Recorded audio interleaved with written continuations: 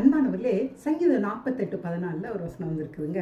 இந்த தேவன் என்றென்றைக்கும் உள்ள சதா காலங்களில் நம்முடைய தேவன் மரண பரியந்தம் நம்மை நடத்துவார்னு வந்திருக்குதுங்க.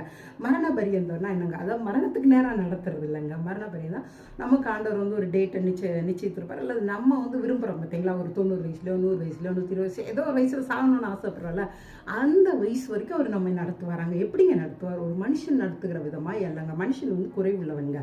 ஆனால் கடவுள் நடத்தும் போதுங்க குறைவில்லாமல் நடத்துவாருங்க. அவர் என்ன சொல்றாரு? தாங்குவேன், ஏந்துவேன், தப்பு வைப்பேங்கிறாருங்க.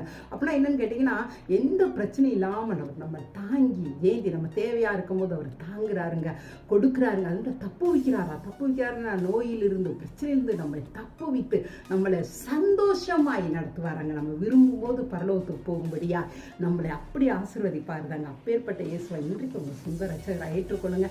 நிச்சயம் அவருக்கு உங்களை தாங்கி ஏந்தி நடத்துவதை பார்ப்பீங்க. தேங்க்யூங்க.